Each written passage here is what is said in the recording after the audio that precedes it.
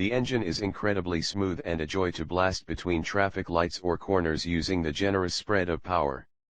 On motorways it begins to feel a little breathless, and sixth gear is more like an overdrive.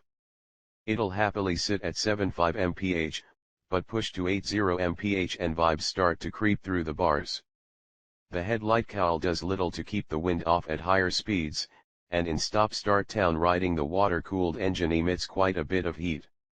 It's not as bad as an air-cooled bike, but you'll want to spread your legs out away from the engine after a while. The lack of ABS is strange, especially considering all new bikes, over 125 cubic centimeters, will be required by European law to have ABS as standard from 2016. The front Brembo caliper grabs the single front disc well and brings the 229 kg Street smartly to a stop.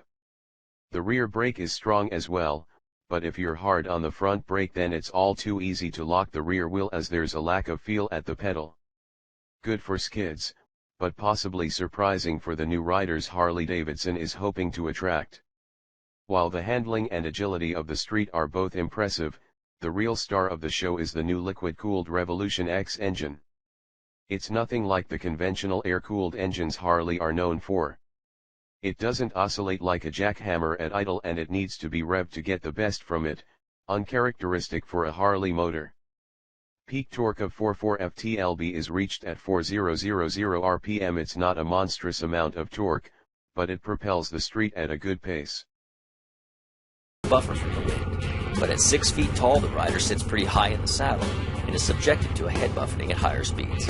Knees are bent up above the tank sporting a wide low profile, and the bars are up and easy to reach, but the arrangement is a little cramped. Harley had a huge presence at this year's X Games, setting up just inside the Grand Plaza entrance. Harley was trying to convince ESPN to add flat track racing as an official medal event, and were showcasing a Street 750 converted to a flat tracker.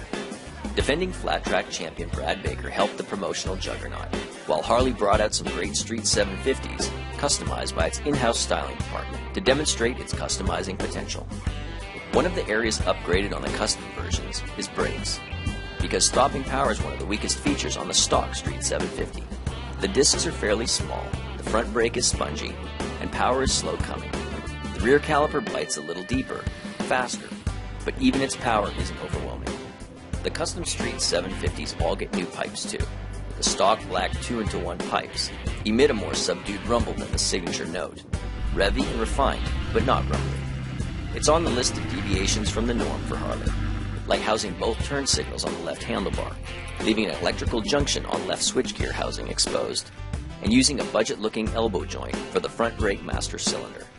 While it's not typical Harley-Davidson fare, Harley's high standards have left us jaded. We understand the constraints of budget, and concessions had to be made to reach its $7,499 selling point. We might not be ready to drop off the vert ramp on the Street 750, but we'd gladly flog it around town. It's a light bike that's lithe in traffic, with easy-to-manage controls and playful power.